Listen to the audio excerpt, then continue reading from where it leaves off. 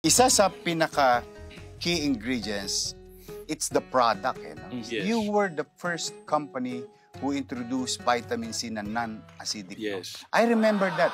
No? Paano nyo naisip yan before?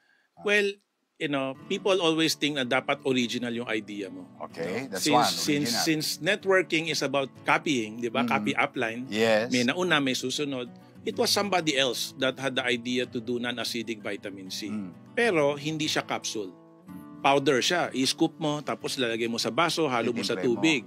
So that was introduced to us, no? And then we got the idea, teka, ang hirap niyang inumin, no? Kailangan may baon kang bote. Hanap ka pa ng baso, tubig, kutsara, di ba? So sabi ko, gawin nating capsule yan. So kaya kami yung nauna na gawin siyang capsule. So it's not original kami na non-acidic, pero original kami na ginawa siyang capsule. And then we changed the industry kasi everybody knows about vitamin C, no? Yes. 75 years ang research sa vitamin C, pero acidic nga siya. So when you come out with a non-acidic form, automatic, ito yung best na vitamin C. Kasi pag acidic, 3 hours iihi mo siya. Okay. Ito 18 hours nasa katawan mo. So nakukuha mo yung full benefit. Mas potent. Yes. Mas mapapakinabangan. Yes. Value for money. Oo. Sort of saying.